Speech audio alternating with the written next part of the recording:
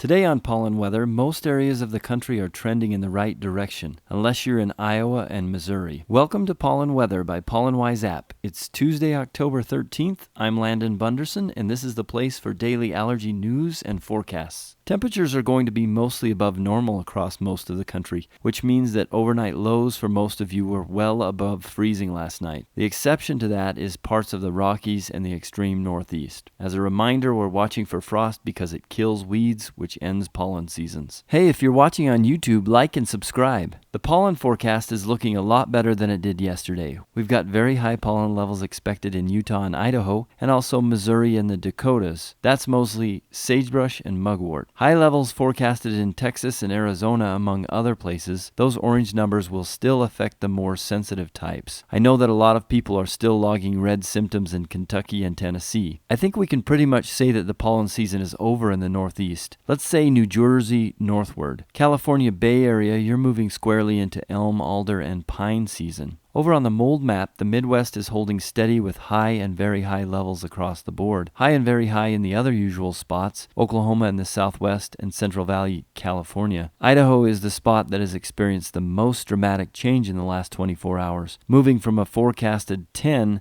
yesterday to the low 60s today. Over on air quality in general, PM 2.5 levels are looking great again today. You can see where the fires are still burning, but things are much improved in general. NO2 levels are troublesome in Southern California and other parts of California, also Oklahoma City, Dallas, and Houston. Today's feature is the average peak hour for each region for the last 7 days. The eastern U.S. is peaking late still, 3 p.m. and 4 p.m. On the other end of the spectrum, the Southwest is peaking at noon. The rest of the country is peaking between 1 p.m. and 2 p.m. And since this is the first year of the nationwide network, we're not really sure if pollen levels trend later in the day the later we get into the year. But it does appear that there is a trend in that direction. That's all for today, though. Thanks for listening. Remember, you can find previous episodes on the Pollen Channel on YouTube. If you're watching on YouTube, check out the Pollen Wise app, the only place for real hourly pollen and mold counts.